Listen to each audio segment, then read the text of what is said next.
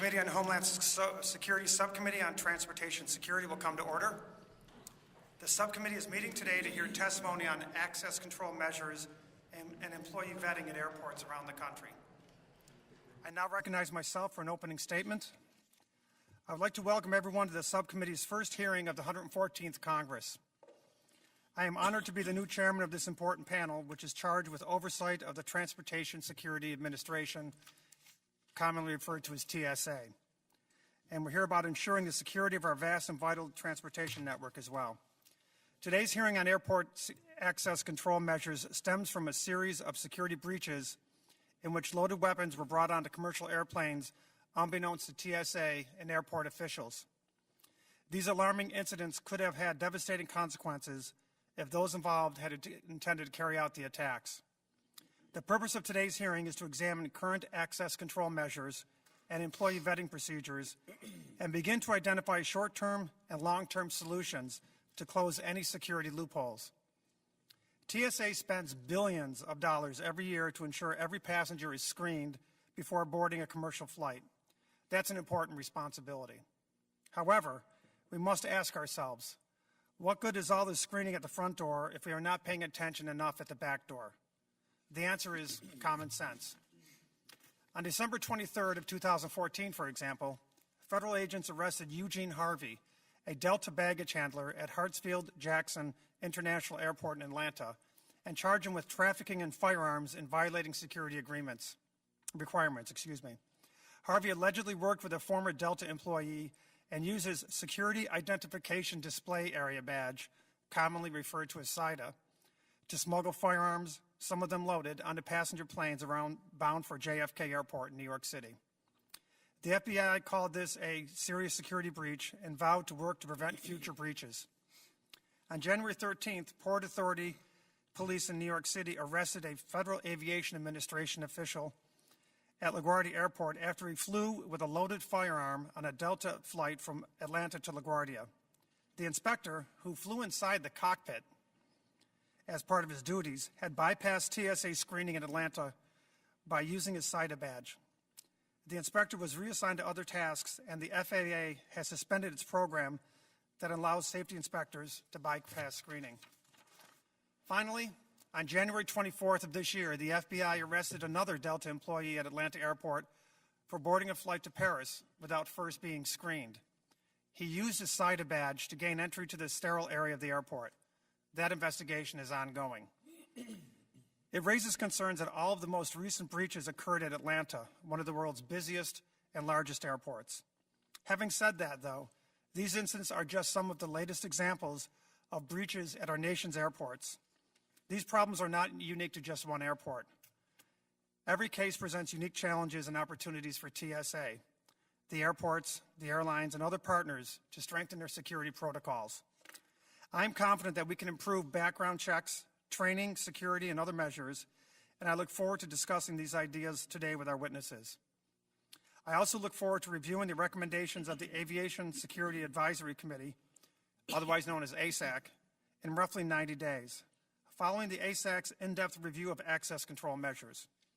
Furthermore, I am planning to hold a follow-up hearing with my colleagues here focusing on that review, including how the ASAC's recommendations could be implemented at airports nationwide. The reality is that the threats we face today are not the same threats we faced 2, 3, or even 4 years after 9/11. Nearly 14 years later, terrorists have adapted to our security protocols in ways that require us to be agile and resourceful. We cannot afford to be set in our ways and risk missing a glaring vulnerability. I hope this hearing is the beginning of a meaningful dialogue on the changes that need to be made at our nation's airport. The chair now recognizes the ranking minority member of the subcommittee, the gentle lady and former fellow prosecutor like me from New York, Ms. Rice, for any statement she may have.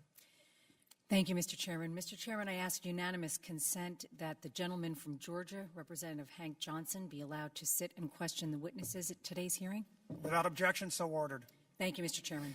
First, I want to thank you for convening this hearing, and I want to express my eagerness to work with you and with all the members of this subcommittee to do absolutely everything we can to maximize the security of our aviation sector. The Transportation Security Administration's mission is to protect the nation's transportation systems to ensure freedom of movement for people and commerce. The TSA stands on the front lines in the effort to protect the traveling public, but we know that they do not stand there alone. Aviation security is a truly collaborative effort. Airports, vendors, airlines, and the TSA work as a team to prevent terrorists and criminals from harming the traveling public on the ground and in the air. All members of that team should be commended, as the aviation sector is stronger and more secure today than it has ever been.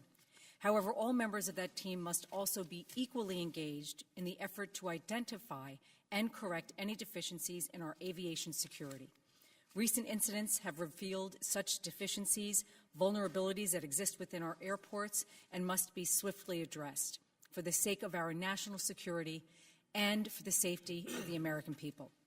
Last December, authorities in my home state of New York uncovered a gun smuggling operation in which a former airline employee brought weapons and ammunition, 153 firearms, including an AK-47 assault rifle, aboard commercial flights and carry-on luggage over a period of several months before he was arrested selling weapons to undercover FBI agents on multiple occasions. Also in my home state just a few weeks ago, a safety inspector from the FAA was arrested at LaGuardia Airport after authorities discovered a firearm in his carry-on luggage. This individual flew from Atlanta to New York with a gun in his carry-on and was even allowed access to the cockpit, as the chairman stated, while the plane was in the air. It would be easy to point fingers at particular airports or airlines involved in these incidents, but that would overlook the most important lesson to be learned. Major deficiencies exist right now within our airport security systems, and if these incidents can happen at one airport, they can happen at any airport. That is the reality we face, and we're here today to ensure that these deficiencies will be corrected as quickly and completely as possible. Now, what links these two incidents is that in both cases, the individuals exploited their SIDA credentials, their SIDA badges, to bypass security and bring prohibited items into secure areas. It's going to take a collaborative, comprehensive effort to ensure that on the front end, SIDA badges are distributed only to individuals who have been thoroughly vetted and deemed worthy of being trusted with them, and secondly, to ensure that no one entrusted with the SIDA badge is exploiting it. Again, I want to reiterate that this is and must always be a collaborative effort. It's my intent that through open dialogue between all of the entities here today, we can successfully neutralize access control incidents and eliminate a major deficiency in our nation's aviation security system. I thank all of the witnesses for coming here before us today, and I yield back the balance of my time, Mr. Chairman.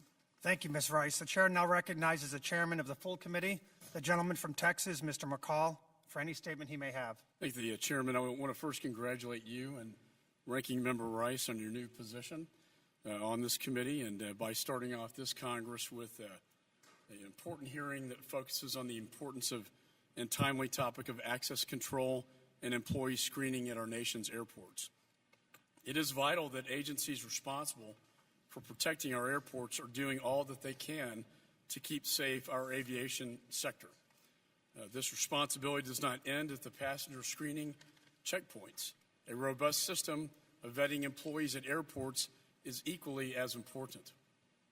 This hearing is an important opportunity to examine security programs designed to mitigate potential insider threats from airport employees, airline employees, TSA personnel, and others who have access to sterile areas of domestic airports.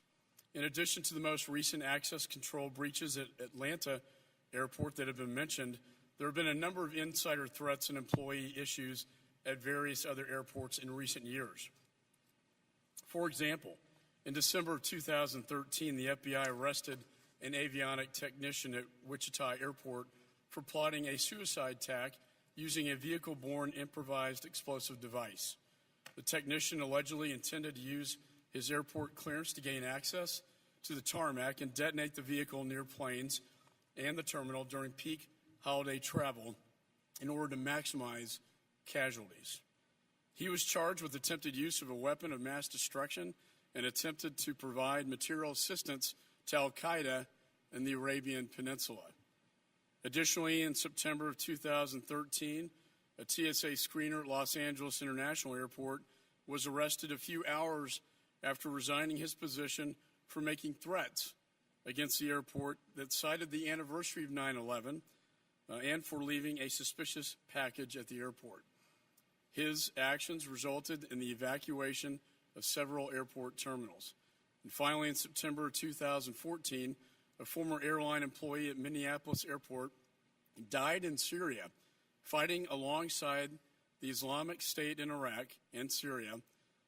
And though the individual had left employment with the airline several years prior to becoming a foreign fighter of ISIS, he did have access to areas of the airport during his employment, including the tarmac. There are significant lessons to be drawn from these and other incidents involving employees. And the bottom line is that our aviation network remains a prime target for terrorism. We must be vigilant and constantly reevaluate our security posture according to the threats that we face, and that includes potential insider threats. I'm pleased that this subcommittee will hear testimony from TSA and the FBI and airport and airline representatives on this important topic, and I look forward to examining what additional measures should be taken to protect our airports and the American people. And with that, I yield back. Thank you, Mr. Chairman. The chair now recognizes a ranking minority member of the full committee, the gentleman from Mississippi, Mr. Thompson, for any statement he may have.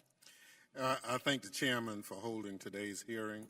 I also welcome both you and the ranking member of this committee.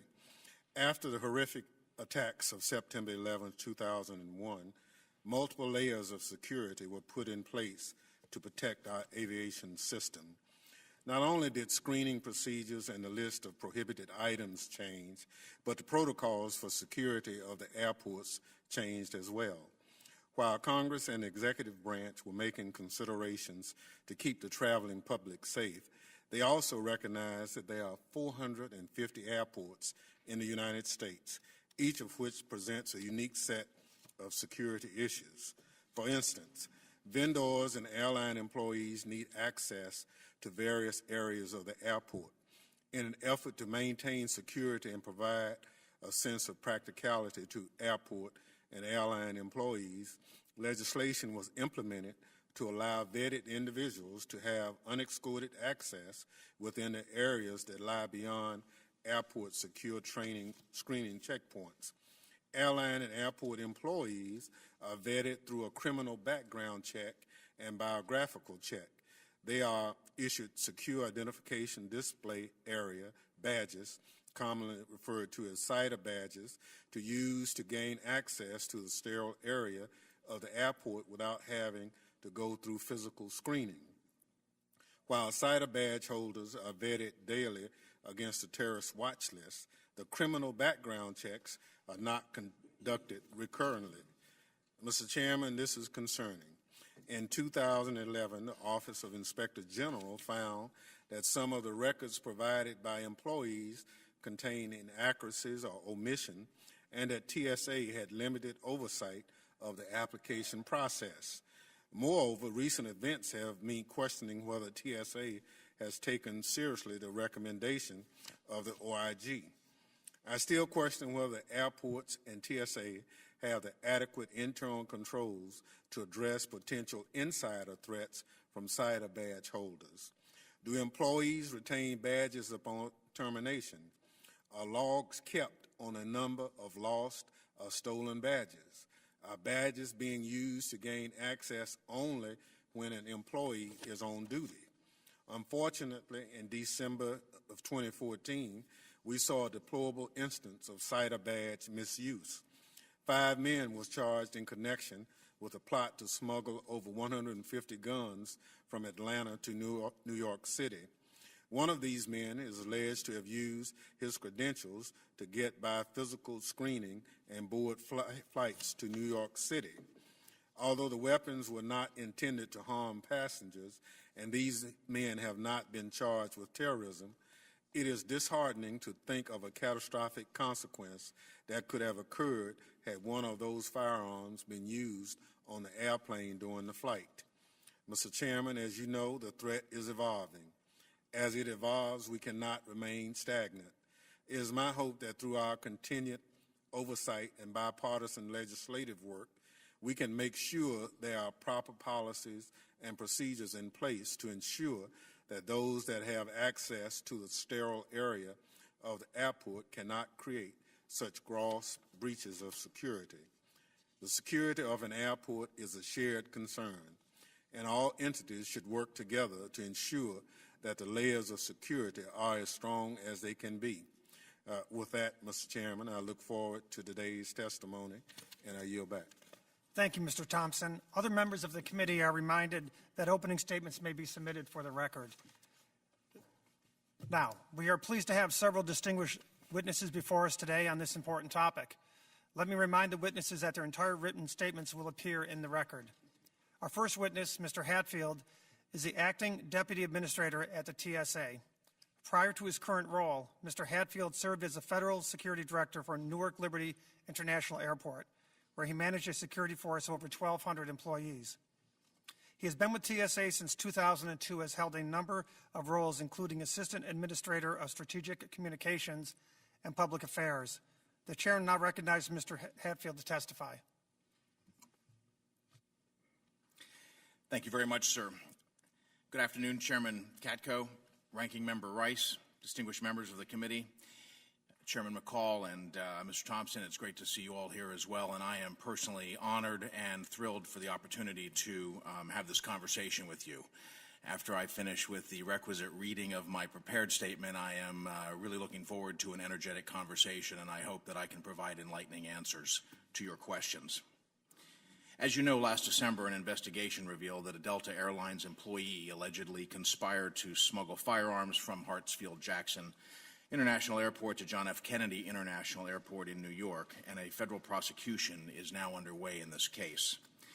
While I am currently unable to comment in any detail on the specifics of these allegations, I can assure you that TSA views with great concern and focus any potential instance of security vulnerabilities. We are fully engaged with our aviation industry partners, and we look at all options to ensure the continued security of our nation's commercial aviation and other transportation networks. In addition to coordinating efforts with industry stakeholders, we are also working closely with our colleagues at the Department of Homeland Security. In fact, Secretary Johnson personally visited Atlanta to speak with our partners at that airport, and I can report to you that TSA has taken immediate steps to increase mitigation efforts of the insider threat. These steps include increasing operations that focus on screening airport employees at employee entrances and direct access points, such as secure doors and elevators and vehicle gates. In partnership with airport authorities, TSA is further examining circulation controls and reassessing employee access points, both the number and design of those access points. Many of our nation's airports are open for business around the clock, and numerous entities support air travel by providing amenities such as food and shopping throughout the airport. And while the sterile area of an airport hosts passengers and air crews waiting for flights, it is also the workplace and break space for vendors, mechanics, ground crew, and others.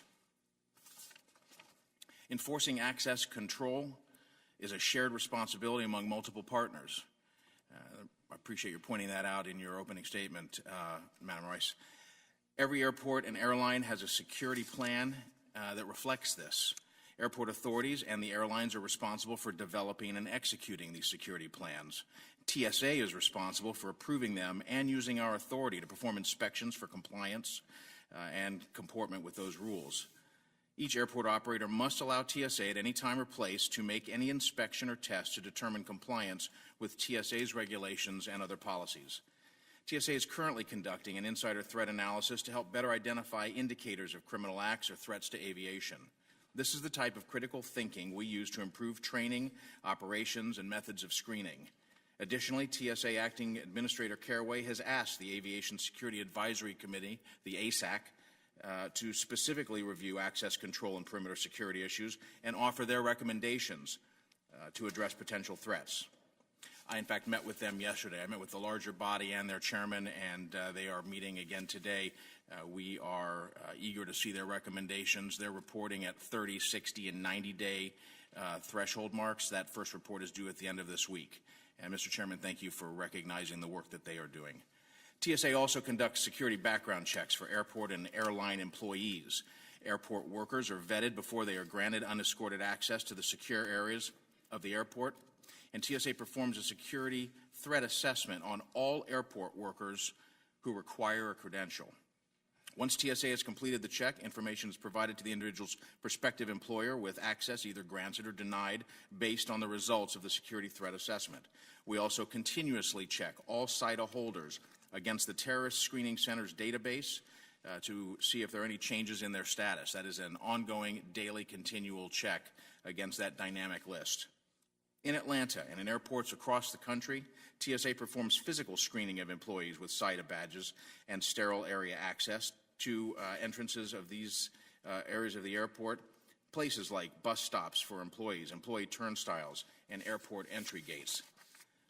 Following the revelation of the alleged smuggling operation in Atlanta, it has been suggested by some that airports institute 100% screening of all employees anytime they enter or re-enter a secure area. In 2008, TSA actually conducted pilot programs comparing the screening effectiveness of 100% airport employee screening versus a program that includes continuous, random, and unpredictable employee screening measures. In that same year, the Homeland Security Institute, HSI, independently assessed those pilot programs and concluded that 100% physical screening of all airport employees is both cost prohibitive and poses a wide range of operational challenges without delivering demonstrably greater security. In other words, HSI also determined that random screening, properly done, is nearly as effective as 100% screening. As a result of the TSA pilot and the HSI report, TSA made recommendations to enhance access control security. They include the order to accelerate the installation of closed-circuit television and perimeter intrusion detection systems, phasing in the use of biometric access controls and identity verification systems, increasing security awareness training for airport workers, and increasing the visible intermodal prevention and response teams known as our VIPER teams operations. Having recently served as TSA's Federal Security Director in Miami, an airport that does conduct 100% employee screening, I can tell you without question that such a practice involves both a significant investment of resources and is operationally challenging. That said, I have great respect for my former partners in Miami and the extraordinary commitment that they make as an airport, sometimes unilaterally and without the force of a federal regulation or rule, to continually look at ways to make that airport safer. TSA has an important role in partnership with airport operators and airlines in securing access to our nation's airports, and we are committed to risk-based security solutions that enhance our current posture. I want to thank the committee for the opportunity to testify today, and I do look forward to your questions. Thank you. Thank you, Mr. Hatfield, for your testimony. We appreciate you being here today, and I appreciate and I look forward to the dialogue that's forthcoming. Our second witness is Mr. Gary Perdue, who currently serves as Deputy Administrative Director of the Counterterrorism Division at the FBI. Mr. Perdue has over 30 years of U.S. federal government service. He beats me. Specializing in military intelligence, foreign counterintelligence, drug trafficking, international terrorism, weapons of mass destruction, and counter-proliferation. Prior to his current position, Mr. Perdue was the special agent in charge of the FBI's Pittsburgh Division. The chair now recognizes Mr. Perdue to testify. Thank you, sir. Thank you, and good afternoon, Chairman Katko, Ranking Member Rice, and members of the subcommittee. Thank you for the opportunity to appear before you today and for your continued support of the men and women of the Federal Bureau of Investigation. I'm particularly pleased to be here today with Mark Hatfield, the Acting Deputy Administrator of the Transportation Security Administration, to discuss our role in access control measures at our nation's airports. Today's FBI is a threat-focused, intelligence-driven organization. Every FBI professional understands that preventing the key threats facing our nation means constantly striving to be more efficient and more effective.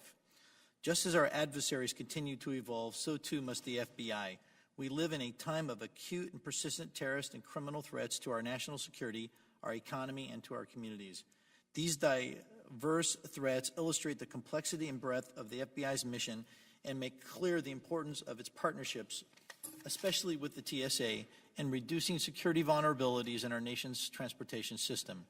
In fact, our national headquarters and local field offices have built partnerships with just about every federal, state, local, tribal, and territorial law enforcement agency in the nation. Our agents, analysts, and professional staff work closely with law enforcement, intelligence, and security services to include representatives at our nation's airports and airlines to mitigate the threat posed to our nation's transportation infrastructure and internal aviation security processes and systems. By combining our resources and leveraging our collective expertise, we're able to investigate national security threats that cross both geographical and jurisdictional boundaries. Our Civil Aviation Security Program. In conjunction with our partners, the FBI's Counterterrorism Division's Civil Aviation Security Program, also known as CASP, is extensively involved in efforts to uncover and prevent terrorist operations to attack or exploit civil aviation in the United States. The FBI has special agents and task force officers assigned as airport liaison agents at each of the nation's TSA-regulated airports in order to respond to aviation-related incidents and threats, participate in joint FBI-TSA airport vulnerability assessments, and interact with interagency and private sector stakeholders at airports around the country on exercises, threat mitigation, and other issues to protect the traveling public. The FBI's CASP and ALA program were created in 1990 to formalize the Bureau's investigative intelligence and liaison activities at the nation's airports. CASP is located in the FBI's National Joint Terrorism Task Force with a focus on supporting and enhancing efforts to prevent, disrupt, and defeat acts of terrorism directed towards civil aviation and to provide counterterrorism preparedness leadership and assistance to federal, state, and local agencies responsible for civil aviation security. One of CASP's primary responsibilities is to provide program management and support to the FBI's airport liaison agencies. In addition, CASP represents the FBI on aviation security policy matters, provides guidance and training to the field, and supports national aviation security initiatives and mandates. I'd like to go over briefly CASP efforts to mitigate the insider threat at America's airports. Our intelligence production. Since 2009, CASP has produced numerous intelligence products that are shared with the U.S. intelligence community. A couple of the unclassified products titles include Aviation-Related Suspicious Activities, an FBI assessment on 3 June of 2005. Terrorist Training Document reveals travel guidance and tactics on 13 October of 2009. To further mitigate threats to aviation, CASP produces and distributes a comprehensive daily aviation-centric intelligence summary for all airport liaison agents and various FBI programs. This summary includes the latest threats to aviation, suspicious activity reporting within the air domain, current intelligence reporting, and updates on active aviation cases of importance. In addition, CASP intelligence analysts produce threat intelligence reports yearly in support of congressionally mandated FBI TSA Joint Airport Vulnerability Assessments, also known as JAVAs, and coordinate on-site preparation representation at JAVA events. Our liaison. CASP has conducted 3 FBI Air Carrier Security Director forums since 2011, with a 3-day forum planned for August of this year. CASP has published 9 aviation-centric Operation Tripwire since 2003, with a 2010 Operation Tripwire that addressed the insider threat specifically. For those of you not familiar with the FBI's Operation Tripwire, it began in 2003 as a counterterrorism division initiative designed to improve the FBI's intelligence and information base. The program's vision is to develop FBI partnerships that help to identify U.S.-based terrorist sleeper cells through collecting and assessing specific information related to potential counterterrorism threats. The program's goal is to leverage outreach programs focused on aiding industry and local officials in recognizing suspicious activity and providing them a point of contact for reporting that activity, as well as to provide actionable items for the Joint Terrorism Task Force. CASP proactively develops curriculum on aviation security issues and providing training to ALAs, other government agencies, the private sector, and foreign governments. Our operational support. CASP provides operational support to the FBI's ALAs and substantive units on active investigations and provides strategic intelligence products on terrorist tactics, techniques, and procedures. CASP responds to official requests for information, requests for assistance, requests related to investigations of laser pointer illuminations of aircraft, unmanned aerial vehicle incidents, Government Accountability Office inquiries, National Transportation Safety Board aircraft accident investigation assistance, aviation-related exercises, and hijacking response plans involving ALA and FBI equities. CASP developed a series of ALA best practices that leverages division-specific initiatives for broad participation by all FBI divisions and ALAs.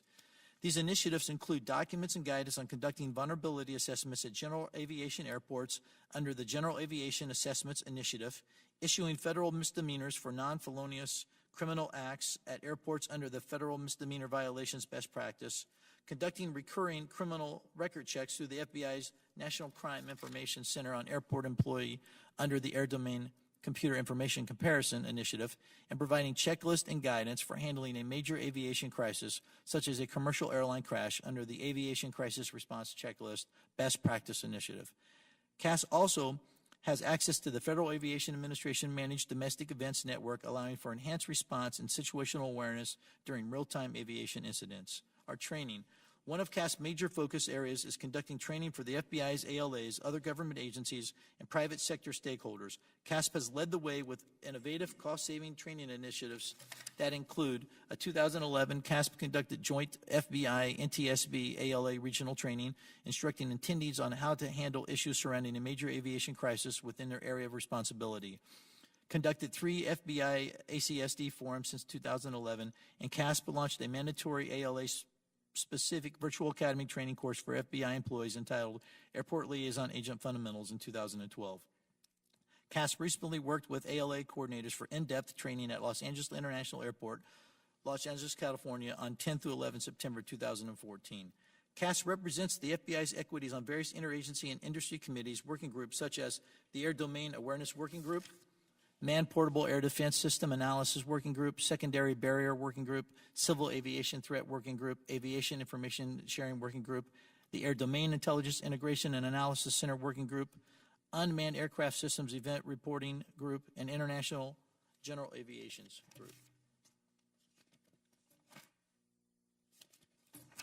In conclusion, Chairman Katko, Ranking Member Rice, thank you again for this opportunity to testify concerning access control measures at our nation's airports. The FBI's efforts and successes would not be possible without the continued positive working relationship with our partners, and with your support, I would be happy to answer any questions that you might have. Thank you. Thank you, Mr. Perdue, for your testimony. We appreciate you both being here, and you know your time is valuable. I now recognize myself for 5 minutes to ask questions, and I'll start with Mr. Perdue. Mr. Perdue, in your written statements to the committee, you included 2 examples of the insider threats that the FBI was intimately involved with during the past few years. The first one was the arrest of Wichita-based Terry Lee Lowen on December 13th by the FBI in an act of potential terrorism. And the second was the Eugene Harvey case with the baggage handler in the Hartsfield-Jackson International Airport in Atlanta, who was involved in the gun smuggling case. You're familiar with both those cases, is that correct? Is it fair to say that both these cases point up that there are serious concerns with respect to employee access at airports? Okay. Could you turn your microphone on? Yes, sir. We would concur with that. Thank you very much. Apologies. Now, based on these cases and the other cases that the FBI has been involved in with respect to employee access at airports, has the FBI developed any sort of level of concern about this issue, or do they consider it to be a major issue, a serious threat, or is it not a big deal to them? No, it's a big deal for us, and I think one of the things that we continue to do is to work with TSA and to collaborate and to come up with other programs that we think that we can help each other with the security matters. Okay, so you have been making suggestions to TSA as to certain ways you can enhance the security? Yes, we have. Over the last actually several months, we've had a couple of pilot projects that were literally at the ground level that we think that we can significantly enhance both of our capabilities for security at the airports. Could you briefly summarize some of those pilot projects for us? Well, one of them, without an acronym, I think it's being done at 20 different... Everything's done with acronyms in the government, finding out. Well, exactly. But so there's a project that we've been working on. It's at 20 different airports now that we believe that we'll be able to, as opposed to doing the checks just once, where we could do ongoing recurring checks back with our criminal justice investigative service. So it's an ongoing project. It's still nascent, and that we're going to be working with TSA this year to see if we can't get that implemented in more than just 20 of the airports. Is there any other projects that you're suggesting? That's the main one right now, sir. Now, when you're talking about doing the background checks, it's fair to say that once an employee survives the initial background check and is given a SITA badge, which gives them access to the airport, that they go back and do screening, but they don't go back and check criminal history. Is that correct? That is correct from my knowledge, sir. So just to pose a scenario to you, if someone gets arrested after being employed at the airport, you may not know about that. Is that correct? That is correct right now based on the situation. Yes, And sir. that's something that needs to be addressed. And indeed, and that's the process that I was making reference to, I think will greatly enhance that this coming year. And I'm used to asking questions for hours, so this is difficult to ask it all in 5 minutes, so forgive me. But quickly switching gears, with respect to the gun case, the Harvey gun case in Atlanta, I know that the FBI wasn't in on that case from the beginning. Could you tell me when the FBI first found out that local authorities in New York City were investigating this matter? I don't know the exact time, and it's an ongoing investigation. We can get back to you on that, sir. We'd be happy to do that. One of the things I'd like to know is when you first found out about it and when you think you should have found out about it. Because one of the things I think we should consider here is when federal authorities should be notified of aviation cases when local offices are doing them. Okay, we'd be happy to get back to you on that, sir. Switching gears here briefly, if I may, Mr. Hatfield, thank you for your testimony today, and I appreciate it. The ASAC, you mentioned that the ASAC committee you've met with them recently, and they've given you some preliminary recommendations. Are you at liberty to share any of those with us at this time? Sir, I did in fact meet with them yesterday, first one-on-one with their chairman and then with the entire group. The working group is a subset of that group, and we're expecting, I believe it's the end of this week, that first set of, I don't believe that there'll be recommendations, but the way they described it, they'll give us the who, what, when, and how of, where they are and where they're headed with this work. Then at 60 days, a month from the end of this week, they'll report again, and then their recommendations we expect at the 90-day mark, which would be 2 months from this Friday. And you'll share those results with the committee? Absolutely, sir. In fact, thank you. I'm as eager to get them as you are. Now, when we're talking about what goes on in Miami, you worked in Miami's airport, is that correct? Negative, sir. I was the federal security director for TSA at Miami for nearly 7 years. At Miami's airport, okay, right. Now, when you were there, did you get any understanding of how were they able to afford it and handle doing that at such a large airport, doing full security checks for all employees? Well, they're on record as describing the price tag as just over $3 million a year. The tough thing in this answer, sir, is defining the word it, how they did it. So they were doing screening. They do it today. But screening is a word that has a broad range of meaning. And so I can just tell you in short terms that what they do in terms of their screening protocols at the 4 employee checkpoints and at the 7 elevators that have access to the secure area is a very different type of screening than what we do at the very visible checkpoints in the lobby. And it's different from the type of screening we do in our random, unpredictable mobile screening at employee access points. I'd ask you how so, but I'm already over the limit, so I presume that someone else can follow up with that. But I'll ask you one. I'll talk fast. That's so, I'm good at that, too. The last thing I'll ask you is with respect to the GAO numbers you referred to about the costs and having full screening of all employees. That was in 2008, I believe it was. Is that correct, in 2009? The HSI, the Homeland Security Institute study, which put some price tags, a range of price tag on that subject. And that was before GSA had their pre-check program, is that correct? That definitely preceded TSA's pre-check. Do you think it'd be prudent when we're considering everything in a total mix of measures, remedial measures to take, that we take into consideration perhaps a new study from GAO or somebody to see what the updated numbers might look like?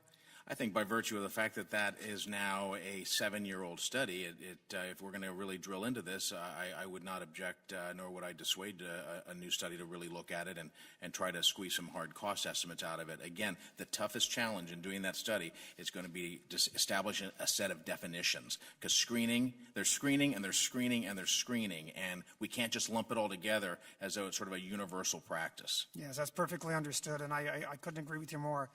Thank you very much, both of you gentlemen, and I'm now going to recognize the ranking minority member of the subcommittee, the gentlelady from New York, Ms. Rice, for any questions she may have. Thank you, Mr. Chairman. So I'm going to start with you, Mr. Perdue, and I want to thank you both for coming here, because this hearing is not about us asking gotcha questions at all. If we're going to get to the bottom of how we can keep American travelers safe at the 450 airports we have in this country, we have to be able to have an open and frank discussion. And I have to say that, obviously, Mr. Chairman and I have significant prosecutorial experience in our backgrounds. And I was working, you might have been too, Mr. Chairman, but on 9/11 for the federal government. And one of the things that came out in the aftermath of 9/11 was the lack of communication between the various agencies in the federal government that were not sharing information that, had they been, some things might have been able to be addressed earlier. So my question to you, Mr. Perdue, is what protocols are put into place, if any, that the FBI has with not just the Atlanta airport, but any airport in this country, in order to information share, whether that is investigations that are ongoing that you're doing into an airport employee that you need to inform local authorities about, or the reverse? Yes, ma'am. That's hopefully an easy question. Since 9/11, of course, we focus on our Joint Terrorism Task Forces. So every one of our 56 field offices has at least one Joint Terrorism Task Force, and each of these Joint Terrorism Task Forces have at least one airport liaison agent assigned to each of the airports. And so we have roughly about 450, give or take, agents or task force officers that work for FBI's Joint Terrorism Task Forces that are at the airports every day. And so collaboration, information sharing is key to everything that we do. And so I don't mean it to be so short or succinct, but that is a part of what we do. We preach it, we talk about it, and we do not tolerate the lack of sharing. And so. Well, it just begs the question as to why there maybe wasn't that kind of information sharing in the case that we're talking about in Atlanta. Yeah, I do not have the details on that. I will say that that was a criminal investigation, and it's not that our criminal program is not as tight as our counterterrorism program. I would not suggest that, but I would say it's two different, sets of work, even though that we do work collectively together at the airports. And so we can get back to you on that, ma'am, on the details of that investigation. I don't know what actually fell apart at that time. So there's no legal prohibition from the sharing of information, correct? There is not. Confidentiality. No, ma'am. Okay.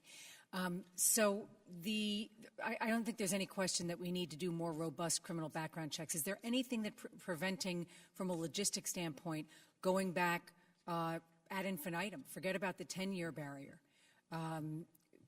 Doing a lifetime criminal background check, going back to whenever the person may have first had contact with the criminal justice system.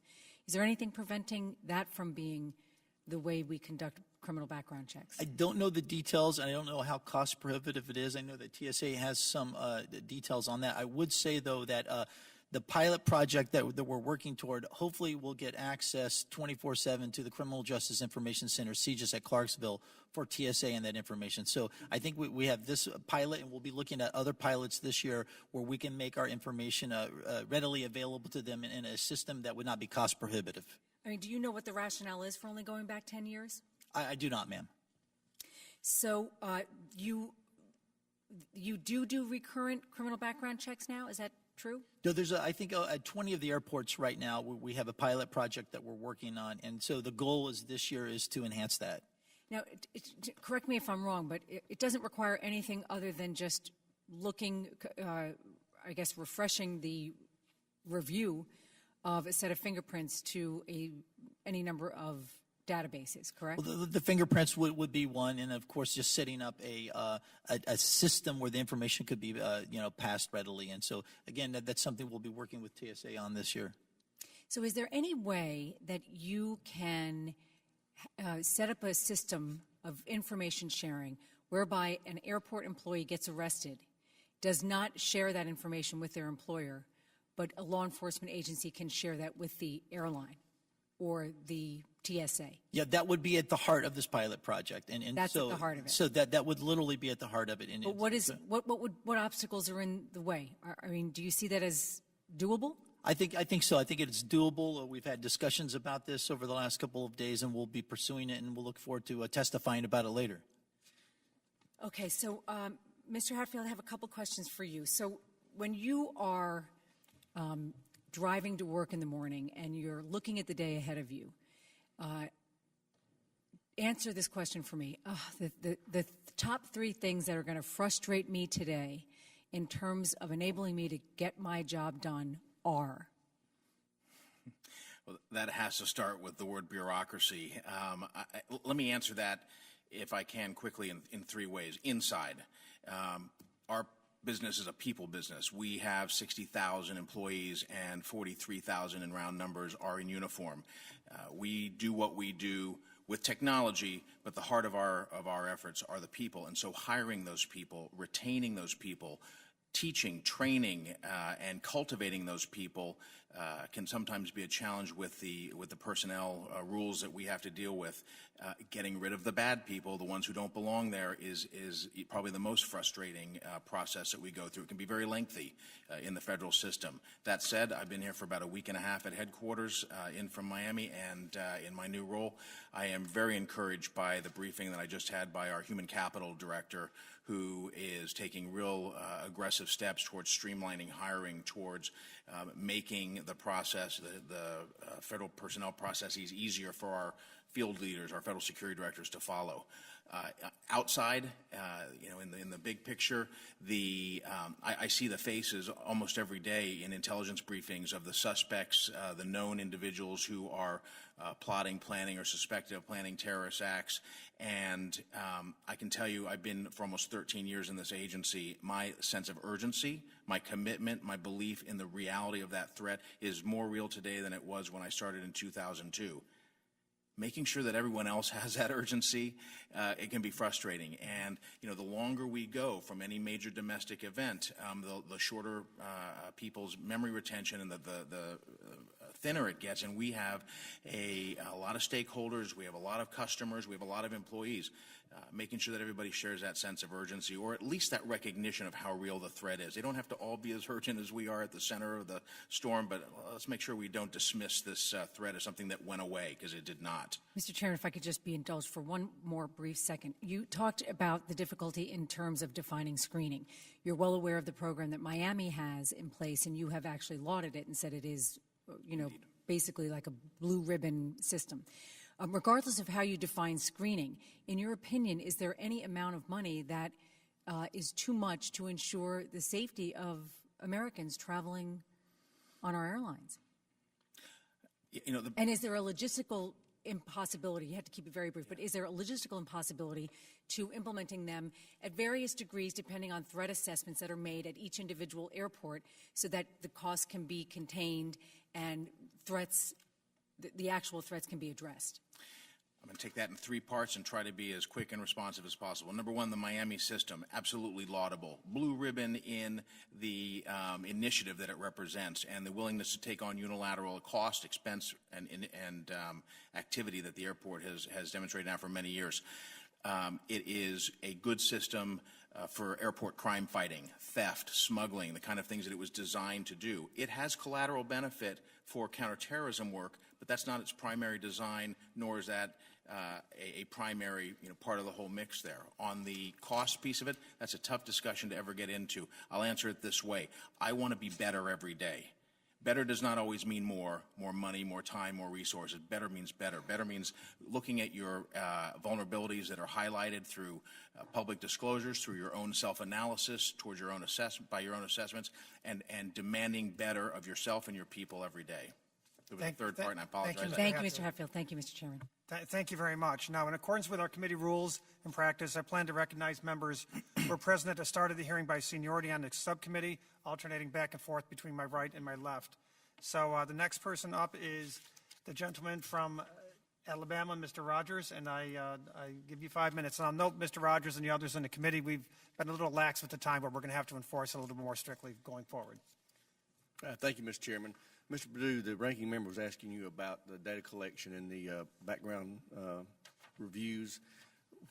And she mentioned fingerprints. Are there some other points of data that could be collected that aren't currently that you think would be helpful in that 10-year or whatever number of years review?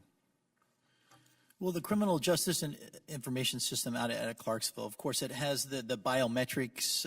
So there's fingerprints, there's other biometrics, and there's just literally all of the thousands and thousands of points of information that we collect in our intelligence programs. And so with the speed of computers, all we would need to do is obviously, access that and to run checks against it. And so other than data that's being collected is adequate. You just I believe so. The whole idea, I think, is to create a functional system where we can exchange it, in freely and openly in a timely manner. Thank you, Mr. Hatfield. And follow up on the chairman's questions. In Miami, you kind of left it. You said you'll talk faster, but tell me more about how the Miami system works. And I think you said there's 4 points of entry for the employees. Gladly.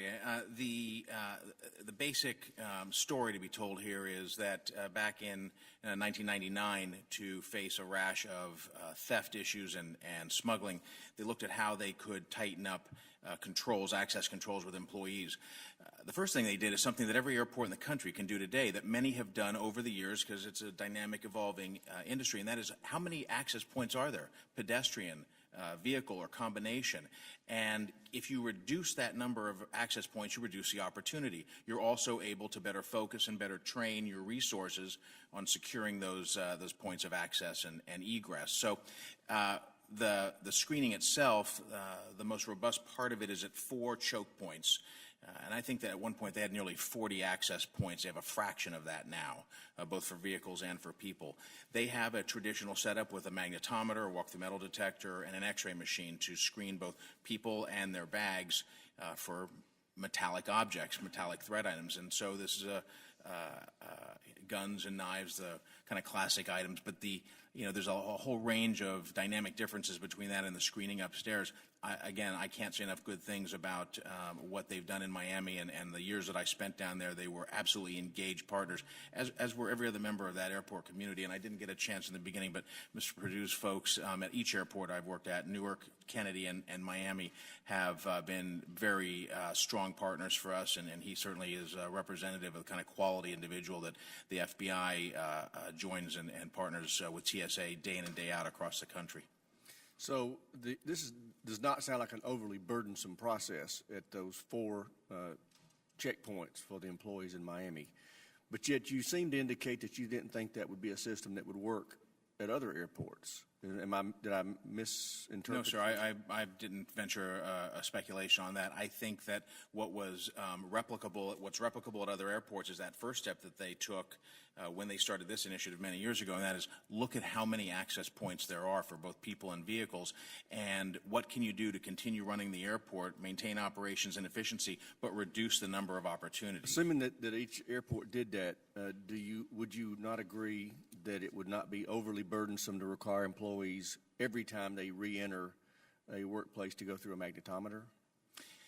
It goes to a more fundamental question, sir, and that is we look at the screening of the employee base in this context. It's a known and trusted population.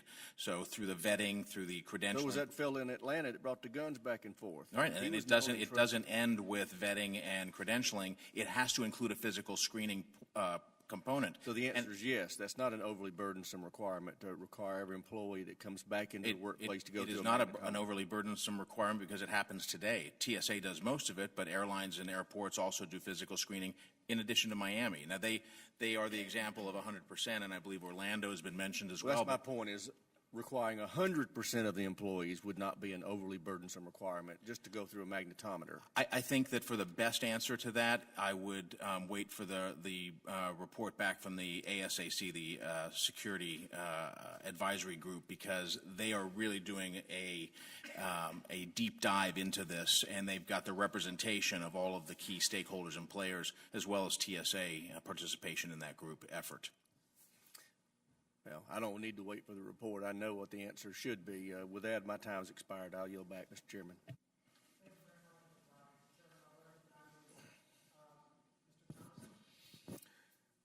Thank you, Mr. Chairman. Following along Mr. Rogers' line of question, Mr. Hatfield,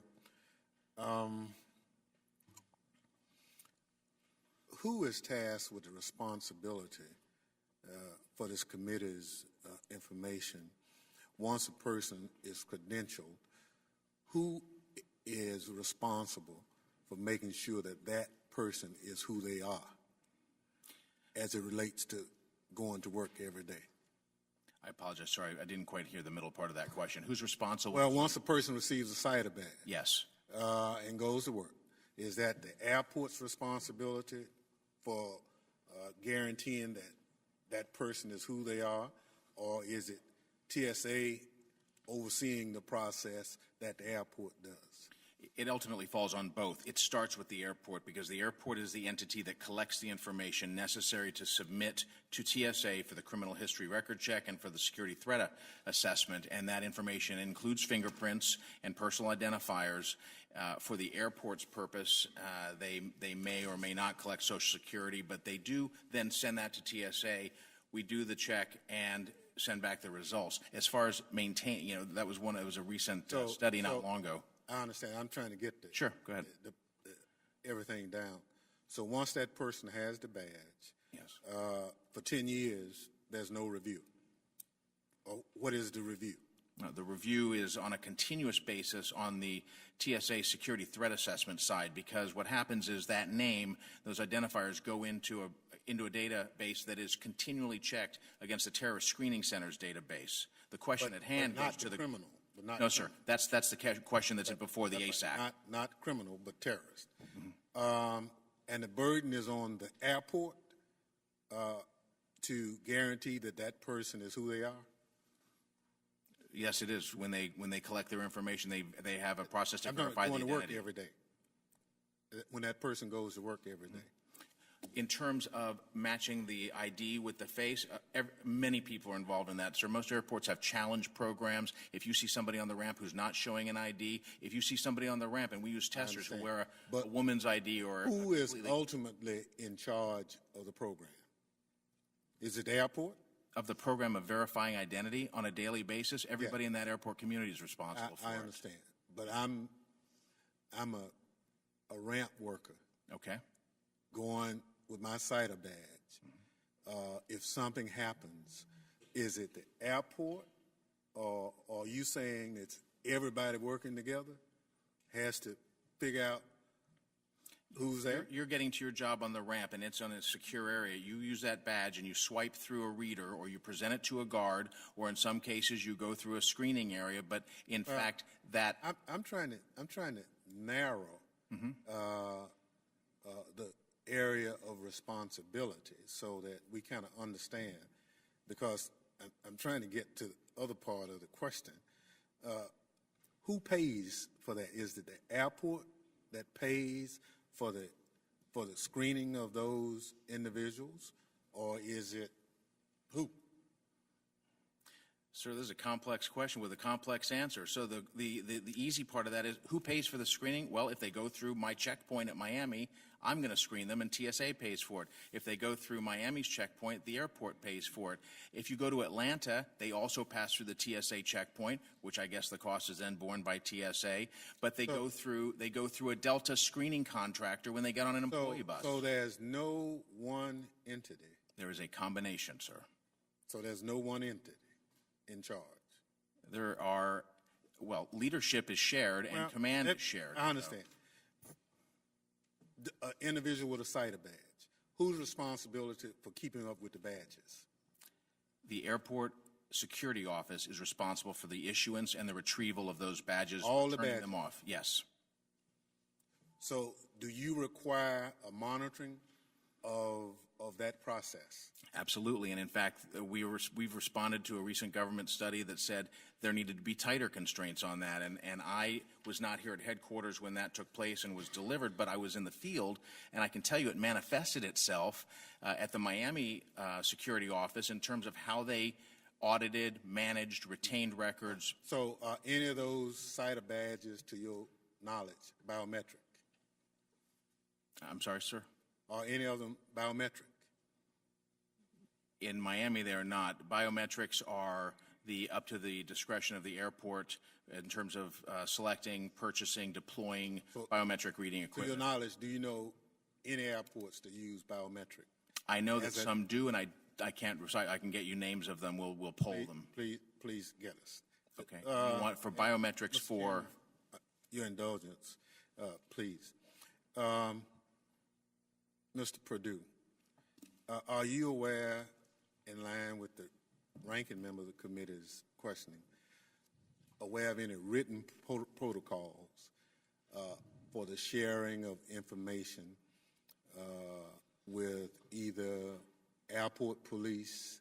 I'm trying to get to the Atlanta situation. Would the Atlanta Airport Police Department have been involved in a situation like that, or would that investigation have been conducted outside that airport?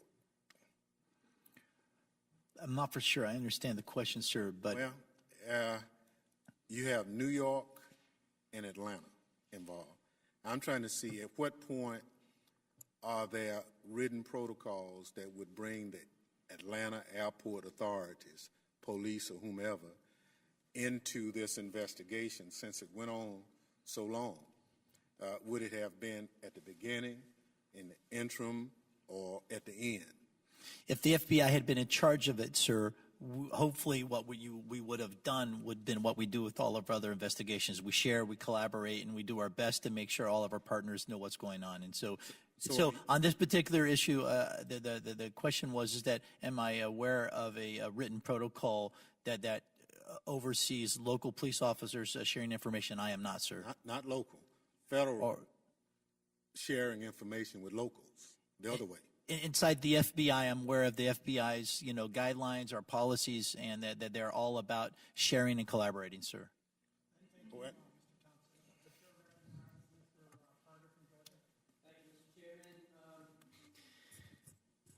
Mr. Hatfield, not to be redundant, and forgive me if I am, but I just want to make sure I understand this, and I've got a clear understanding of it, is that the CETA cards that are issued at one airport are not valid at another airport. Correct. They're airport okay.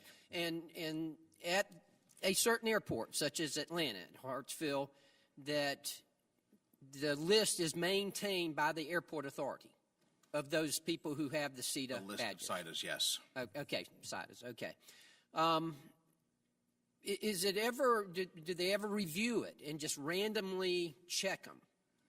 I know that you mentioned that they check them against the terrorism threats and such, but do they just have random checks from time to time? Some airports do, sir. I know, in fact, coming back to Miami, Miami does that. The Miami Police Department, Miami-Dade County Police Department will go into the security office on a periodic basis, and it's pretty frequent, and they'll take a chunk, a representative sample, and they'll go back and they'll run a recurrent criminal history record check against it. But again, that's their initiative. It's not a requirement. Okay, why isn't it a requirement? Why don't we have more consistency among the airports?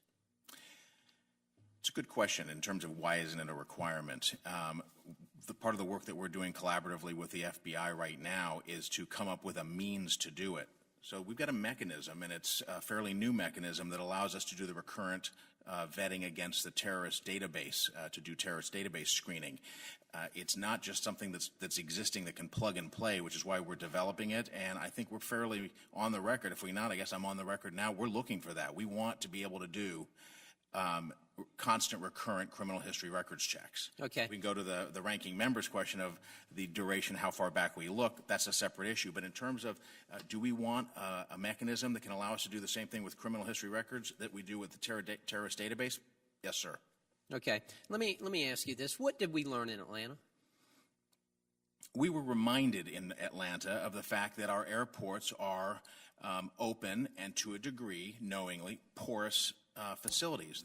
That's part of being an airport, that there are vulnerabilities, that it is our responsibility to identify and address those vulnerabilities. But just as important as identifying and addressing the vulnerabilities is understanding the threat, and what the two of those things together go to create a risk. And so the demonstration that gun running operation did was it was a glaring vulnerability in that case. I wouldn't say that it was in and of itself a brand new revelation. We know that crime takes place in airports like it takes place in cities. They're smaller cities.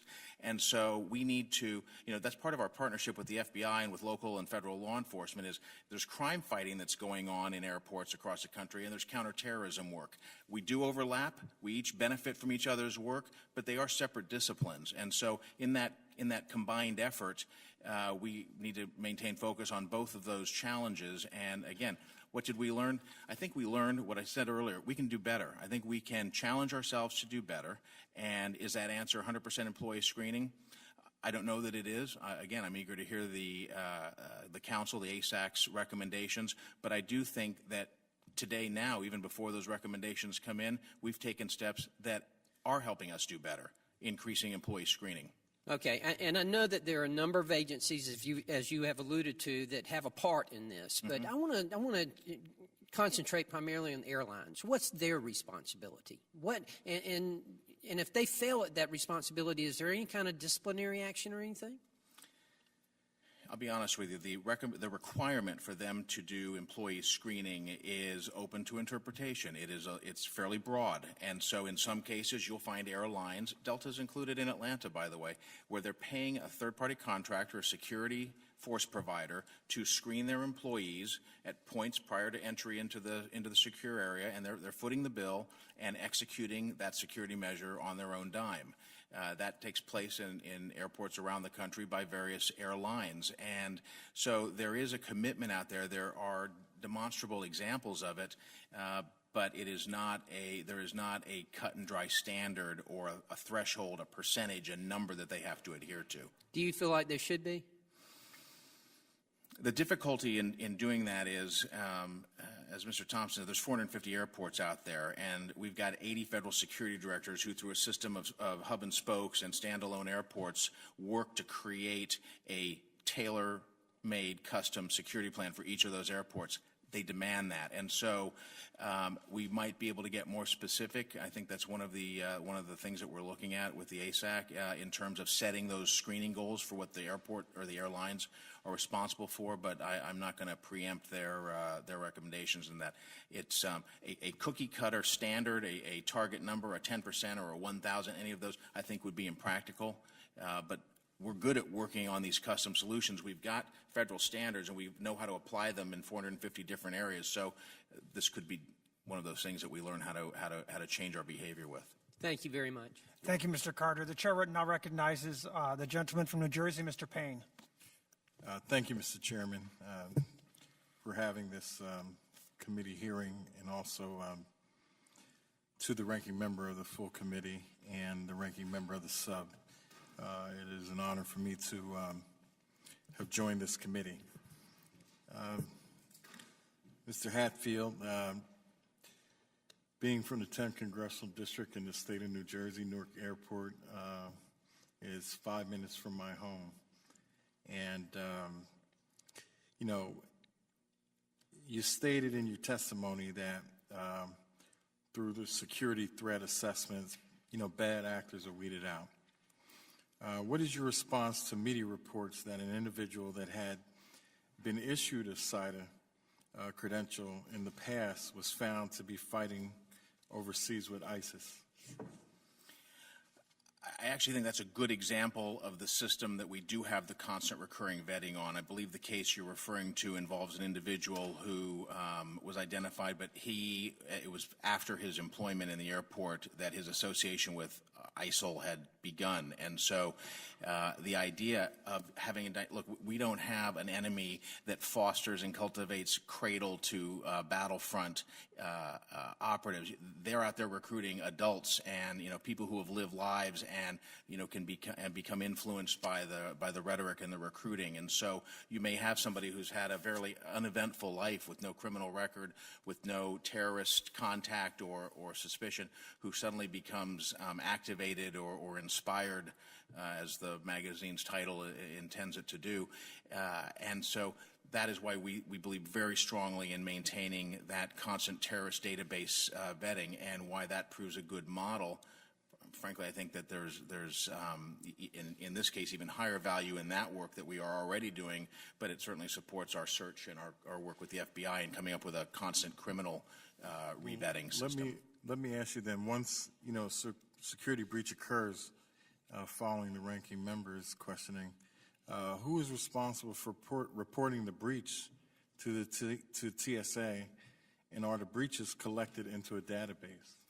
Yes, they are collected in a database, and we have, it kind of depends on the nature of the breach, where it occurred, who was on site, but there is very demanding reporting requirements. And, in a typical situation, it's TSA and the local PD of jurisdiction who are the first to get it. On our side, it'll typically be our regulatory folks. It can be the screening folks, our law enforcement arm, but the local police then, and if it rises to the level of a federal investigation, the FBI is brought in, and so forth and so on. But your typical sort of first reporting points for an airport security incident, TSA and the local police department.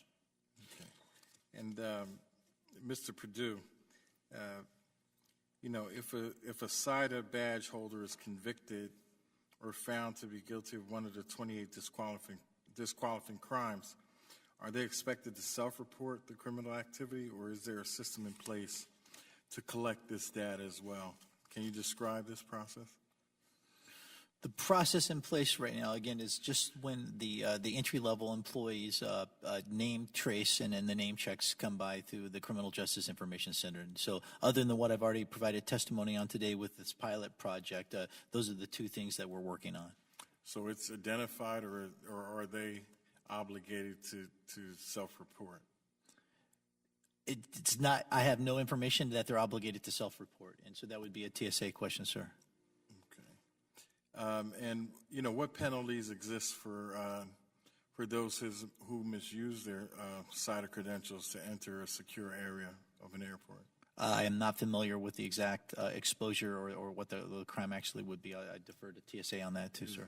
Mr. Hatfield? If it's a case of misuse where there's a regulatory or a rule violation, they can face suspension or revocation of that badge, which in many or most cases means their inability to work. So there's a high price there. If it moves into a criminal act or there's criminal elements to the case, then of course local PD and or the FBI or other law enforcement agencies would and that would be a case for the court systems, depending on if prosecution resulted from it. There also is the potential for civil penalties. Again, if it's a regulatory infraction, TSA can issue a civil penalty to an individual. Thank you. You're welcome. And Mr. Chairman, I'm going to show restraint and yield back the balance of my time.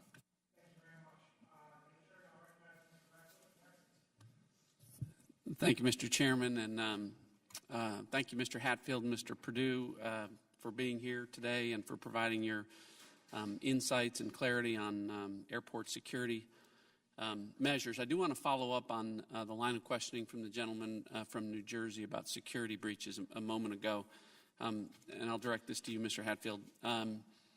According to a DHS OIG report that was released back in May of 2012, TSA is supposed to document all security breaches locally at each specific airport, and that's supposed to be done through TSA's tracking system, the PARIS system, the Performance and Results Information System. That IG report, though, found that more than half of the breaches weren't actually being reported into the PARIS system, and of those that were reported, only half of those was any corrective measures taken. So can you comment on that, and in so doing, hopefully talk to us about what reforms TSA has made to those policies and procedures to ensure that everything's being accurately reported? I can, sir. The fundamental problem at that point in time, and I'll talk to the remedy since then, the fundamental problem was in the definition of breach. You could go talk to 80 different federal security directors or their staffs, and sometimes the most insignificant incidences were being called a breach, and in other times more appropriate incidents were being called breaches. And so we set out after that report and in concert with the IG, who I believe validated the response that we made, and that is to set a more defined set of parameters for what constitutes a breach. I was in the field during that time, and I know that we worked very hard to discern between a security event, and that's sort of that's what we're left on the other side of the ledger. Security events, they happen every day. But a breach is a pretty distinct event in itself and requires a threshold to be met. So once we got the definition down, I think our reporting through Paris has gotten much better. When you talk about the absence or the lack of consequences in a large number, again, you had things being called breaches that either didn't draw or demand a punitive action or were such fleeting events that there really weren't even players to identify in it going back. So I think that we're pretty aggressive in terms of using the regulatory weight, if you will, of the civil penalty. Of course, in most cases, and I think any good regulator follows this philosophy, corrective action and remedy to the bad behavior or the omission is the first goal rather than just collecting money for the Treasury. But if there is a repeat offense or an unwillingness to remedy and correct the problem, we absolutely will not hesitate to level civil penalties, and we absolutely will not hesitate to bring in law enforcement if there's any indication of criminal activity. Okay, thank you, Mr. Hatfield. So, and I know there's not a subsequent IG report, but you referenced their sort of follow-up with you in terms of recognizing with a new definition, if you will, of what constitutes a breach. Can you put a percentage on the number of breaches that are now recorded in the system, or give me an estimate of that?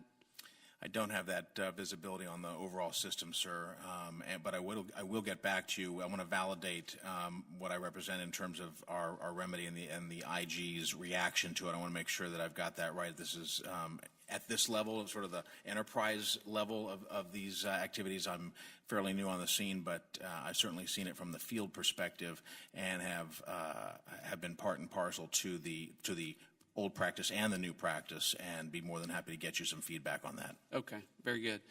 Mr. Perdue, I don't want you to feel left out, so I've got a math question for you, too. This relates to joint vulnerability assessments. So data that I've seen from the GAO indicated that from 2004 to 2011, JVAs had only been conducted at about 17% of TSA-regulated airports. Now, I'm not a math major, but does that mean that 83% during that period of time weren't being assessed? I do not track that or monitor that. That would be a TSA question. We participate, in this, and we jointly do these assessments. But as far as the numbers, I wouldn't have the answer to that, sir. Okay, but so maybe you can answer this question. Can you relate, since you do work with TSA with respect to that, and how do TSA and FBI decide which airports are going to be assessed or undergo a JVA? Again, what we do is that we participate in 100% of them. TSA decides which ones they're going to go to, and then we make sure that we have representatives there to provide appropriate threat assessments. Okay. Can you expound on that, Mr. Certainly, I'd be happy to. Hatfield?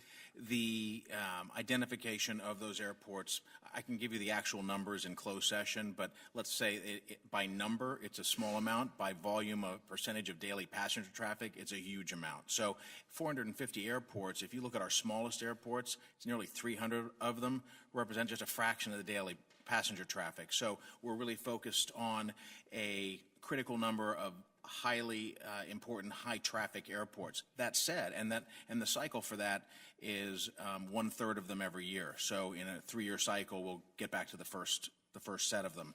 However, every single year, every single airport goes through a TSA regulatory assessment. So our folks are out there looking at vulnerabilities, looking at compliance, looking at all of the aspects of the airport security plan for every single airport. That's an annual requirement, and it's a very large part of what our regulatory group does. Terrific. Thanks, gentlemen. Thank you, Mr. Radcliffe. The chair recognizes Mr. Johnson, the gentleman from Georgia. Thank you, Chairman Ratko and Ranking Member Rice. I want to thank you for allowing me to be here today. I sent a letter to the full committee and the Transportation Security Subcommittee at the beginning of this Congress, requesting that this committee hold a hearing on this very topic, and I thank you for listening to my call. This is an important issue for national security and for my hometown of Atlanta. I made a pledge to the people of Georgia that I would focus on this issue, and it is in that spirit that I appear here today.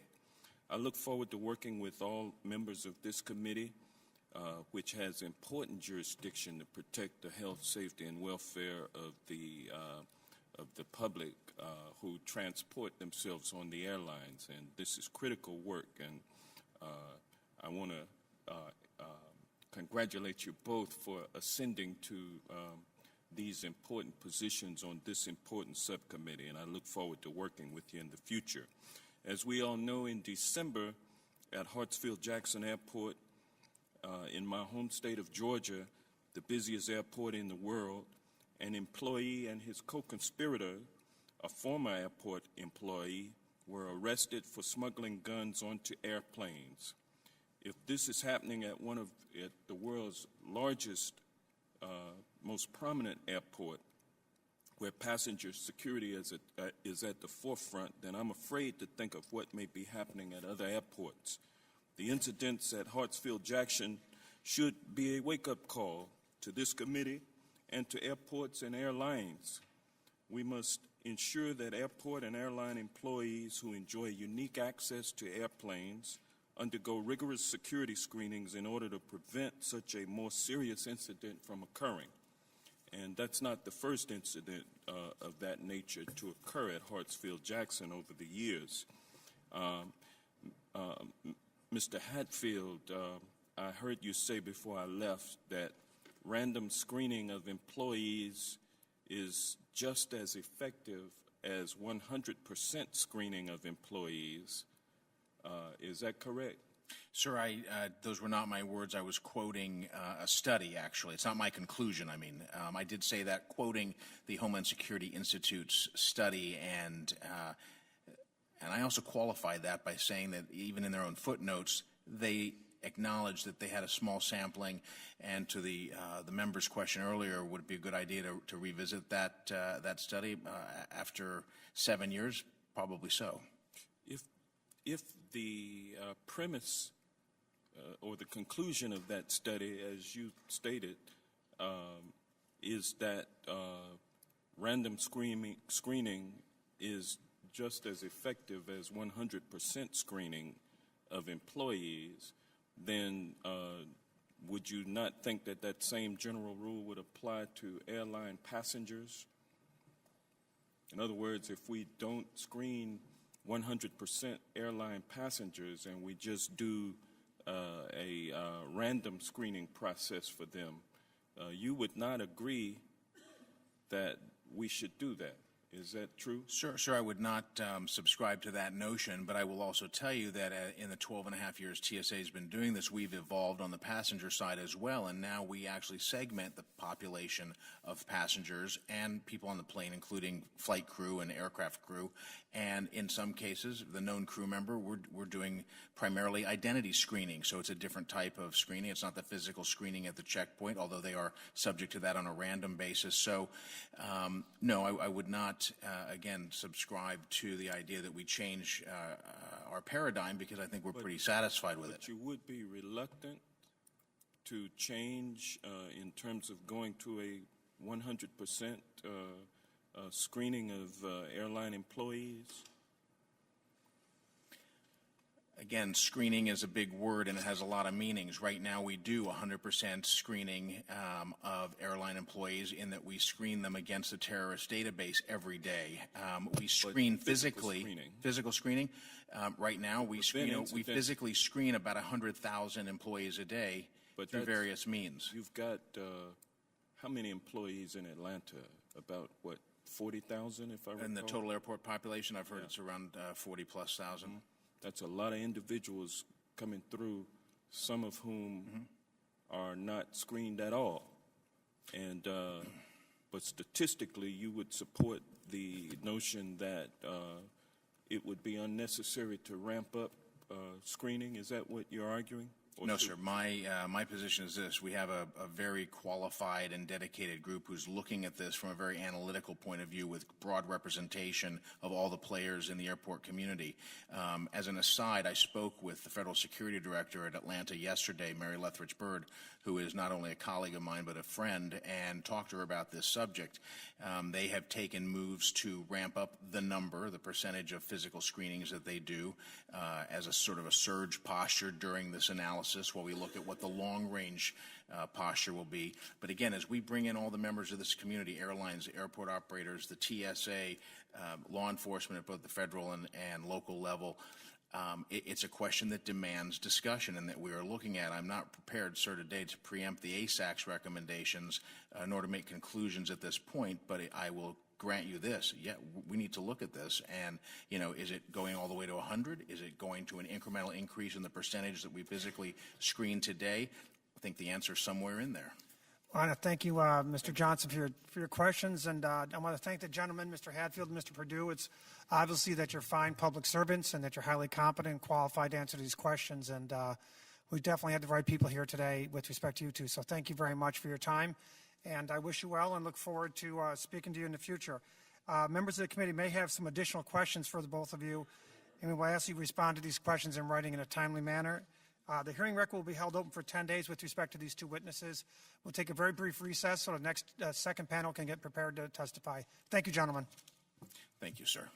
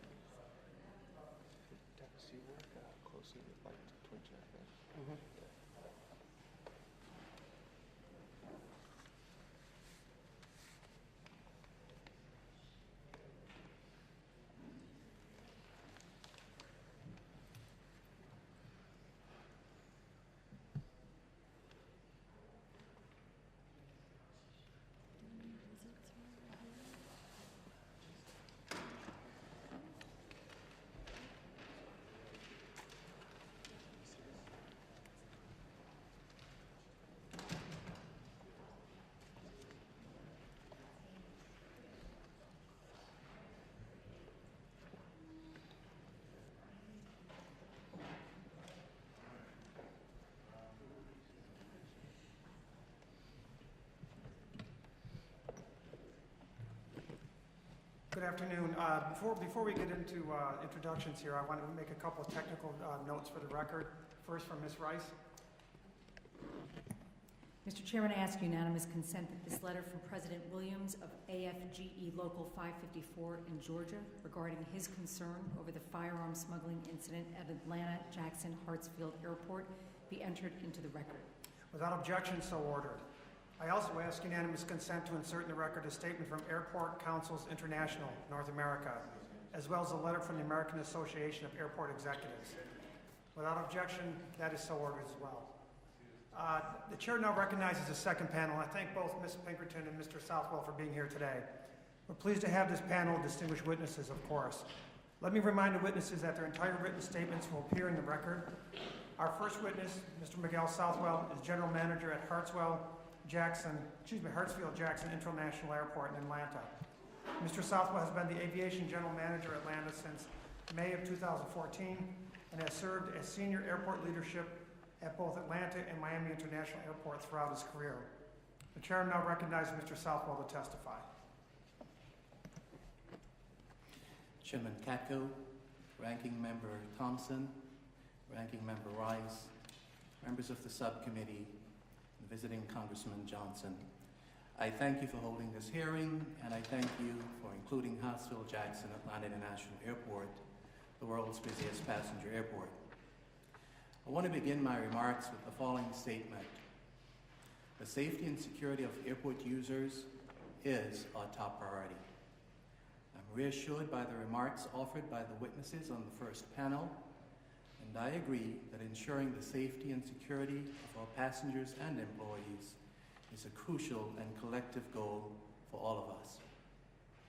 Further, I am pleased to know that a number of the committee members have backgrounds as prosecutors, evidencing a lifetime commitment to the safety of our nation.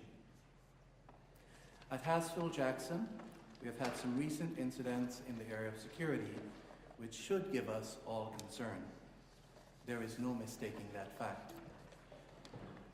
As the General Manager for the Department of Aviation, it is my job to provide leadership to ensure that, working with the Transportation Security Administration, airlines and stakeholders, security gaps are closed, and the passengers and employees at the airport are safe. Each year, we have more than 94 million passengers who pass through Atlanta. In addition, we have more than 63,000 employees on campus. Ensuring their safety and security is a big job, but I know that our partners, particularly the TSA and the airlines, are equally committed to this task. As you know, every airport is different. Each is unique in its configuration, and each is unique in terms of its risk profile. As such, there is no one-size-fits-all approach to airport security. As with every airport in the country, we work tirelessly with our security partners and operate under a TSA-approved security plan. This multi-layered system of security measures is based upon the determined risk at a particular airport. However, we recognize that air transportation is a system, and any system is only as strong as its weakest link. Approximately 64 million of the 94 million passengers who pass through Atlanta annually are connecting from another airport. Therefore, we believe that some minimum standard of employee screening or inspection should be adopted across the entire system and should incorporate the input of all of our U.S. airports as well as our airline partners. As noted earlier, at our airport, we need to do more. Hence, in the last 6 weeks, the Aviation Department has held many meetings almost daily with TSA, Customs and Border Protection, the FAA, airlines, and other key stakeholders to develop an improved short, medium, and long-term safety and security plan for Hartsfield Jackson Atlanta International Airport. In our early assessment, we have identified security enhancements that can be made now, while we continue to develop other security options that will take some time. I have instructed our team that we will not wait to take action. We have and will implement immediately what can be done now while we continue to improve our plan.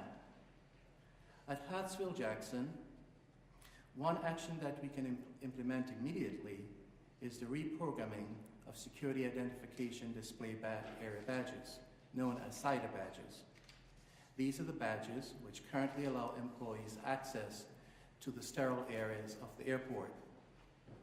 This reprogramming will be based on employee job function and work location, and will effectively reduce the number of access portals through which an employee can enter the airport's secure areas.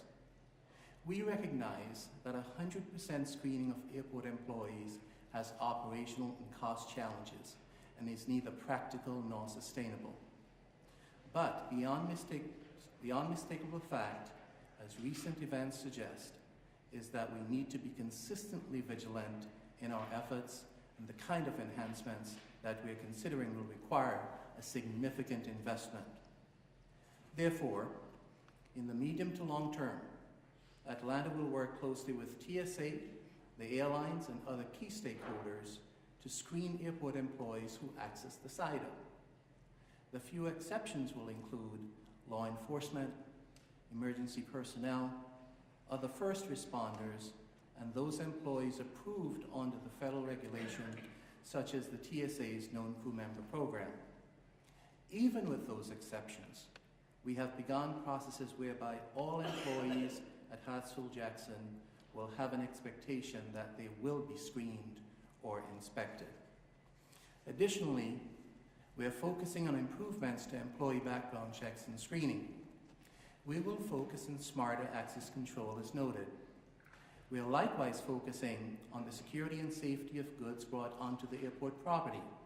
While we attempt, with our partners in the security and intelligence fields, to prevent individuals with ill will from working at the airport, we are also focusing on eliminating illicit materials from ever entering the airport campus. In closing, the conversation is bigger than Hartsville-Jackson. Passengers will not fly if they cannot take their safety for granted. Therefore, a safe and security air transportation system also means an economically healthy system and directly impacts the entire U.S. economy. In order to achieve these security enhancements, we will need the cooperation of our partners at the airport, and in particular, the financial support and resources of the TSA.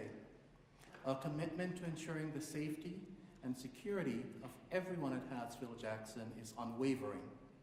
We are up to the task, and I'm confident that our partners are as well. Thank you very much, and I look forward to your questions. Thank you, Mr. Southwell. Appreciate it. And I appreciate you meeting with our office yesterday as well in advance of this hearing today. Our second witness, Ms. Sharon Pinkerton, currently serves as a Senior Vice President for Legislative and Regulatory Policy at Airlines for America. Airlines for America is a trade organization of the principal U.S. airlines, representing the collective interest of airlines and their affiliates who transport more than 90% of U.S. airline passenger and cargo traffic. The chair now recognizes Ms. Pinkerton to testify. Thank you. Chairman Katko, Ranking Member Rice, and members of the subcommittee, thank you for holding this hearing. The subcommittee's focus on this issue is both timely and beneficial. There is nothing more important to the airline industry than the safety and security of our passengers, employees, planes, and cargo. Our job when it comes to safety and security is never done.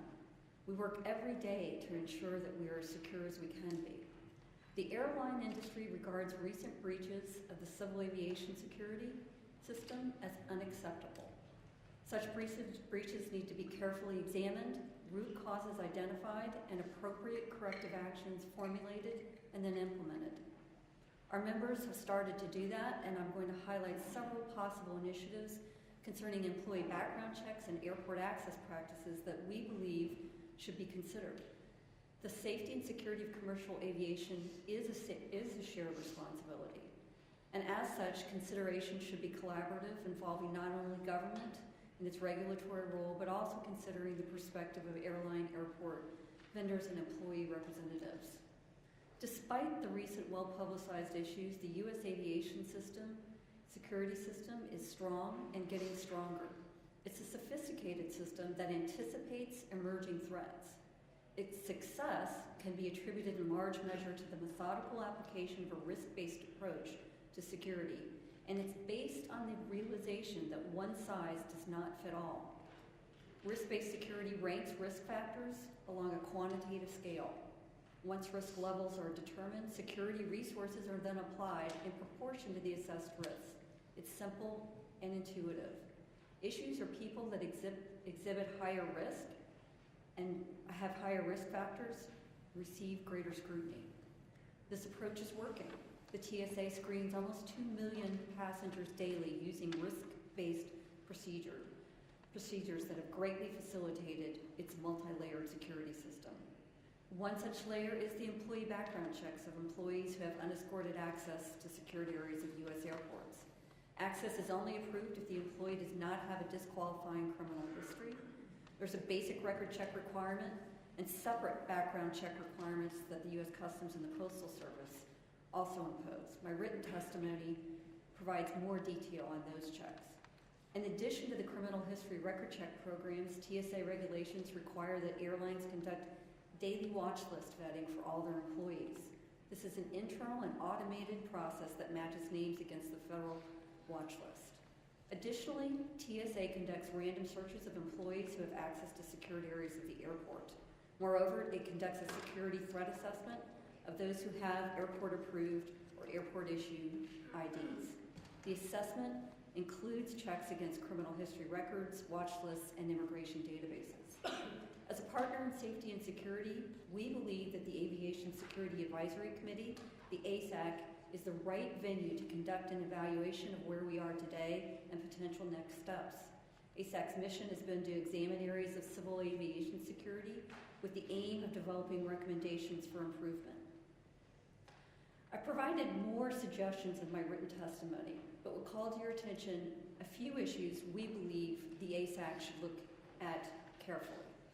On employee screening, we suggest expanding random screening of employees to include, for example, different airport access control entrances and company employee parking lots. In the area of background checks, ASAC should consider expanding the category of disqualifying crimes and modifying eligibility requirements for employment. Secondly, we think they should consider federal standardization of disqualifying crimes. Third, having the federal government specify permanent disqualifying crimes. And fourth, lengthening the look-back period for criminal history record checks. To that last point, the FBI's initial criminal history record check, as you heard on the first panel, is based on fingerprint, but it's only conducted at the time of employment. It has a 10-year look-back. Furthermore, there's no ongoing vetting after the initial review and no current system to inform employers should an employee be charged with a crime after the criminal history record check. We believe this warrants improvement. In closing, we have the safest and most secure commercial aviation system in the world, and we're working to make it better every day. We've gotten to this point by focusing our time and resources on our greatest risks. We also do not believe that increased security and smoothly moving passengers and employees through screening are mutually exclusive. Two of the greatest wins for passengers and customers are the known crew member and pre-check programs. These programs recognize those who present as a lower risk, free up space in lines, improve passenger and employee throughput, all while enhancing security. And that's a win for everyone, and an idea we should build on. Thank you, and I look forward to your questions. Well, thank you, Mr. Southwell and Ms. Pinkerton, both for your opening statements. Are very helpful. And Ms. Pinkerton, I want to tell you that the written submission you made was very helpful because it listed a bunch of practical solutions, some of which we'll touch on during the course of my questioning here for the next 5 minutes. And from technical matter, recognize myself for 5 minutes of questioning. I want to start with Mr. Southwell for a moment, please. First of all, to respond to one of your comments, when you said that the conversation is bigger than Atlanta, I think you're absolutely right. And I don't want you to think that we're singling out Atlanta as a sole reason we're here. Atlanta simply happens to be in an unfortunate position of having the most recent cases, but by all means, it's not an exclusive list, and I think everyone here acknowledges that. With respect to the Harvey case, which has been discussed, quick question for you. When did you first learn of it? When the investigation was underway? I believe it was December 15th, Mr. Chairman. Okay, so they worked with you. When did you have any knowledge about when the local authorities were first aware of it? Well, actually, correction. We heard, I became aware of it, and the airport became aware of it in terms of its specific nature on December 19th. On December 15th, we did receive a call, our security office, which it often does, asking for particular movements of the employee. The exact nature or context of the inquiry on December 15th was not shared. The context was shared December 19th, I believe, when the employee was arrested, 19th or 20th. Do you have any idea when the investigation by the local authorities in New York commenced? No, I do not, Mr. Okay. Chairman. Is it fair to say that you would like to have known if it was going on for a while, what was going on in your airport? We certainly would have. We understand that the investigators have a certain amount of discretion in terms of widening the number of people with knowledge, but it certainly would have been helpful. One of the proposals that has been propounded by others is that we have some sort of a federal requirement under the law that local authorities that are involved in aviation-related investigations, criminal investigations, must notify the FBI office immediately. Would you support such a measure? Absolutely, Mr. Chairman. Okay, thank you. Now, I want to switch gears for a second here to Ms. Pinkerton. As I said, your list was wonderful, and that was very helpful and very thought-provoking going forward. I appreciate that.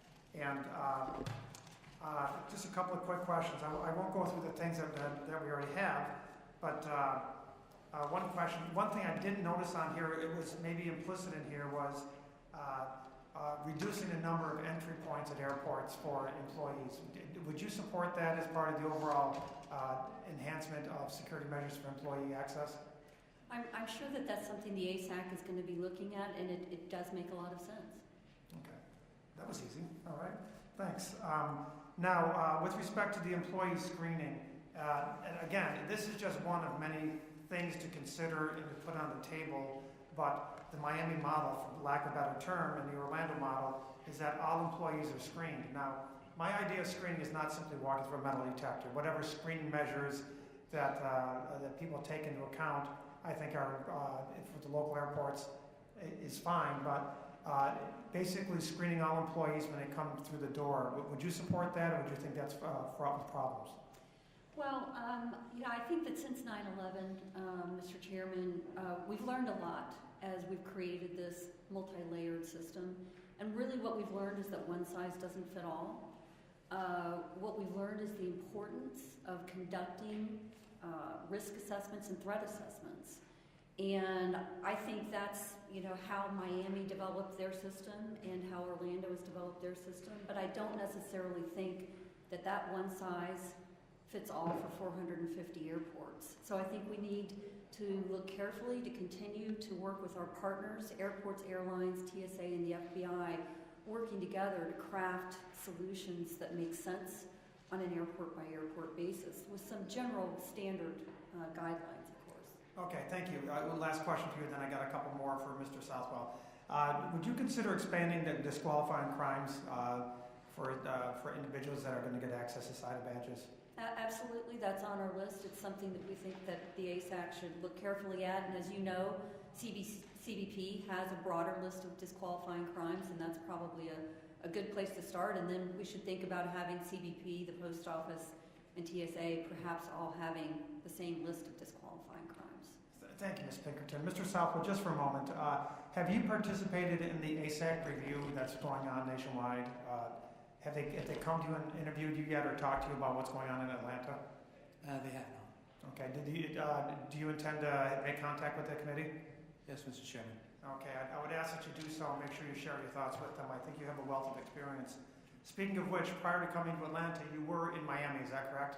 Yes, Mr. Chairman. And Miami, as we now well know, has taken it upon themselves to have a more rigorous review based on a serious security breach that happened even prior to 9/11, is that correct? Yes, Mr. Chairman. Now, what if any of those aspects of the Miami model would you contemplate using in Atlanta Airport going forward? In advance of the, of course, advisory committee's work, Hartsfield Atlanta is moving towards that model in terms of what we're currently thinking or recommending. The model of that we're creating with the random inspections and not having full screening or inspection by employees speaks really to an employee who just wants to have gainful employment, but who may be involved in various types of smuggling activities, etc.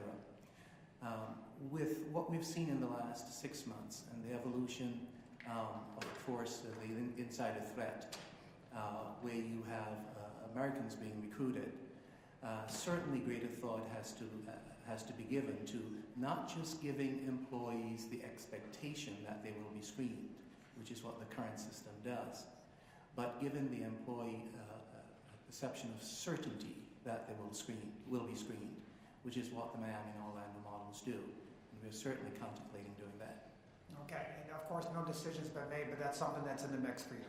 Absolutely. Okay, and again, you're the world's largest airport. You understand the task that would be at hand if you undertook such a model.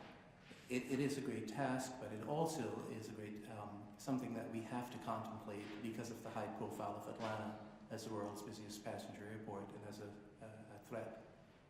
Okay, now, so I can enforce my own rule of not going over too far. I'm going to pass the microphone over to Ms. Rice. Thank you. Thank you, Mr. Chairman. Ms. Pinkerton, I'm struck by, I think that there are some flaws that we've all spoken about, and you have certainly pointed out in terms of what can be done in the initial process, in terms of doing all the checks, background checks. And I don't know if there's anyone that can answer the question as to why someone doesn't have to provide a social security number. That is still boggles my mind, why we don't ask for that information. But the other area of concern is what happens in the interim between hiring and separation. And if you could just expound on ways that you think the TSA, airports, the FBI can be more effective at monitoring behavior of once hired employees while they are in the employ of, while they're working. But because we know that we can't count on self-reporting if, say, someone were to be arrested and be convicted of a crime. Right, and I was very pleased to hear the discussion on the first panel, and that was the first time that I had heard the FBI and the TSA actually talking about what sounded like a perpetual recurring vetting with the criminal history record check. That is absolutely something that is, and especially if it's available, as the first panel seemed to indicate, we should definitely be relying on an automated system as opposed to self-reporting. I think that would be a huge step forward. In your capacity, what is your biggest frustration? What are the airlines' biggest frustration in terms of the day-to-day, their ability to operate in an efficient, safe way? Well, I would describe our relationship with TSA and our airport partners as being a positive and productive one. I do think sometimes the media focus and attention on the latest incident sometimes clouds our ability to analyze different options thoughtfully, and that's why I'm really pleased, frankly, that Congress and the administration are giving the ASAC committee 30, 60, and 90 days to come up with some really well thought out recommendations. So, Mr. Southwell, I don't know if you can, I hope you can answer this question. I would imagine that there was a level of upset and frustration that you personally felt and professionally at being informed at such a late date of what was going on in your own airport. Going forward, how do we avoid that? How do we, because to me, information is power, right? The more information every partner has along the way, the more powerful we can be at preventing things like this from happening. So you're in a very unique position, and I'm not asking you to throw anyone under the bus, because that's not what this is about. But, you know, if I were you, I would have been really angry. So what was your first reaction, and how do we avoid that from happening? Because you should have been, in my opinion, a part of everything that was going on pre-arrest. We're already working, Madam Congressman, with the TSA as well as with the FBI, the local FBI authorities. The Atlanta Police Department, of course, is the one who is usually notified in those instances. We're looking to increase, for example, just historically, the Atlanta Police Department is notified towards the time of apprehension. If they're not, in the instances where they're not, the Atlanta Police has to sign a non-disclosure agreement. Most of the times, they don't have the particular clearance to receive the information, which is something we're working with the TSA as well as the FBI at this time. What level of, if there, obviously we need to figure out a better screening process, whether it goes to 100% screening for employees in a separate area. And you would really be the airport that would probably bear the brunt of this the most out of any airport in this country. Is it even feasible? I mean, the things that we're talking about, Ms. Pinkerton's suggestions, things that we're asking questions about, is it feasible? We believe it is feasible to the extent you talk about full screening. That is, there will be some exceptions. There is no such thing as 100% screening, as I stated. They're just from a practical point of view. If someone is having a heart attack, you can't stop the EMS folks from attending to those passengers. It is feasible. I worked in Miami for 12 years, and I've seen it work, so I know it is feasible. There's a disparity, even as we speak, regarding the passenger screening and the employee screening that we talked about earlier. The industry as a whole is looking for ways to contain cost, and the risk-based analysis, for example, that we're using with passengers, where as a passenger you submit yourself to this extra background check to qualify as a trusted traveler. Once you pass that screening, you're rewarded with not no screening, but you're rewarded by having limited screening. You don't have to take off your jacket, you don't have to take off your shoes or take out your computer out of your carry-on, but you are screened.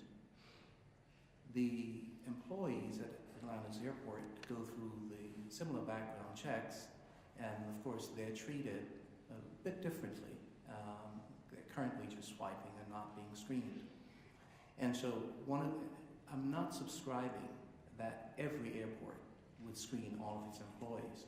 We believe, given the high profile in Atlanta, that it will be applicable. Do you have, very quickly, do you have a system in place at the airport, and forgive me if you already answered this, to track lost or stolen SIDA badges? And is there a way to ensure that people are only going where they're in secure areas where their job and their scope of employment requires? I mean, is there any way that you can kind of... We do that all day through a system of dual access restrictions. And they're effective? Quite so. You can't just simply move, simply because you can access a concourse doesn't mean that you can go down onto a ramp. We have a large number of employees who board a bus offsite, at an offsite parking lot. They enter the airfield entrances and go onto the airfield. That doesn't mean that once they get onto the airfield that they can just simply roam around. We're looking at that, however, because we talked about one key method of managing all of this cost. We have some 70 different portals at the airport. We're looking to reduce those to 10, similar to what Miami has done. So there are ways to make it feasible. Thank you both. Thank you, Mr. Chairman. Thank you, Ms. Rice, and thank you, Mr. Southwell, Ms. Pinkerton. Next up is Mr. Payne, the gentleman from New Jersey. Thank you, Mr. Chairman. Ms. Pinkerton, in your view, how can TSA, airports, airlines, vendors, and others all work together to mitigate the insider threat? Well, I think that we're starting to do that today by having this conversation, the sharing of ideas. Again, I was very pleased to hear that the FBI and TSA have started a pilot program to do constant perpetual vetting on criminal history records. But I would say the place where we're really formalizing that collaboration is through the ASAC committee, that this subcommittee in Congress have certainly kind of solidified the role of ASAC by passing that legislation. And then I think we're working together on a local basis with our airport and TSA to follow through on some of the ideas that Mr. Southwell has put on the table. Thank you. And Mr. Southwell, you just mentioned you know how you have employees come from off the airport parking lots and then bus in. Does your airport perform physical screening functions independent of those that TSA performs randomly on employees? We certainly do, Mr. Congressman. We have teams of people who not only perform these, it is random, at the entrance points, but also throughout the day, we perform these random checks within the concourses and the various portals of the airport. Well, thank you. And Mr. Chairman, in the interest of time, I'll yield back. Thank you, Mr. Payne. Now the chair now recognizes Mr. Johnson from Georgia. Thank you, Mrs. Pinkerton.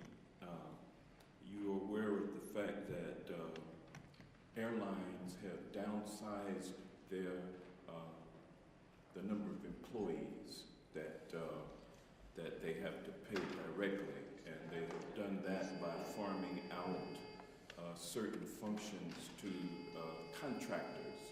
Are you aware of that phenomenon? Yes, in some instances.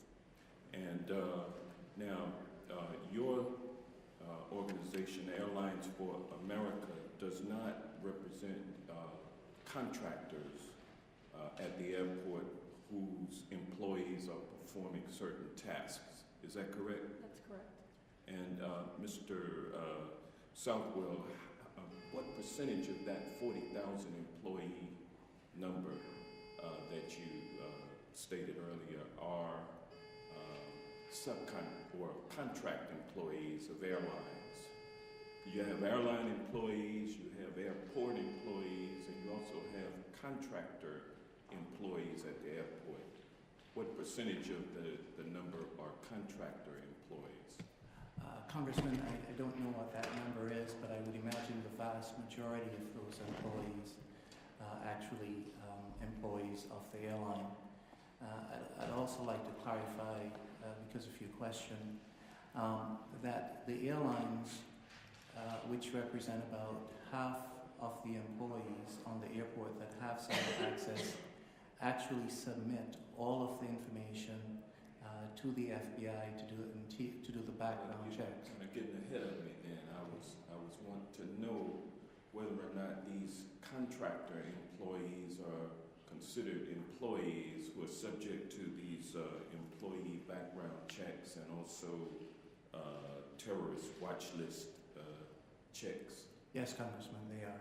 They are. They are. What? Well, let me ask you this, Mr. Southwell. Thank you for that response. That's comforting.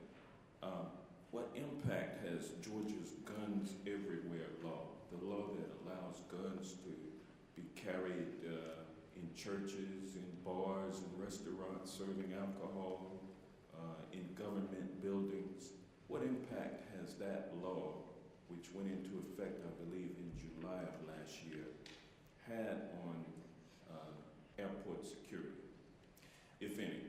Mr. Congressman, we have not seen any increase or marked increase in the number of weapons being brought to the airport. The federal government still has a restriction, regardless of the federal law, of passengers taking guns beyond the security checkpoint. Thank you. I would close out by saying that this morning I had the pleasure of meeting with you, Mr. Southwell, and I think we had a very thorough and productive conversation. And I want to pledge to work with you to achieve the kind of security that you deem is appropriate and necessary for Atlanta Hartsfield Airport. And I want to take the liberty of, on your behalf, extending to the leadership of this committee an invitation to visit Atlanta and take a tour. And when you do that, I'd like to come with you and see the arrangements that are in place and that are being put in place to enhance security at the airport. And last, I would just like to say again, thank you for allowing me to participate in this very important hearing today. Thank you. Well, I'd like to thank you, Mr. Johnson, and I think we're going to take you up on that offer. I think it's important to come to Atlanta to see how things are going, and it would be very instructive for both of us.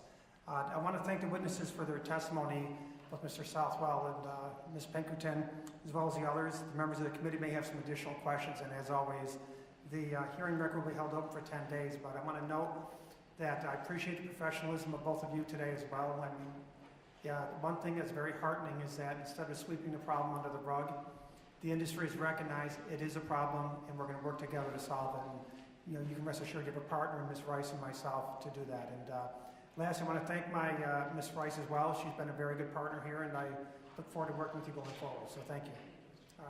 All right. Without objection, the committee stands adjourned. Thank you.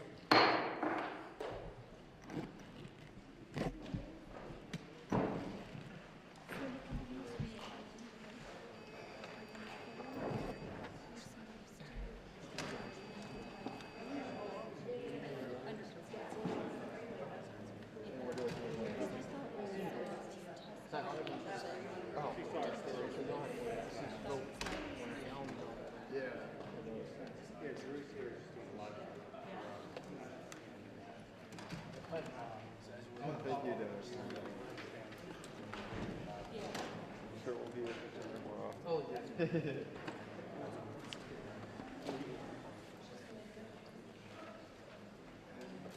this need to go anywhere?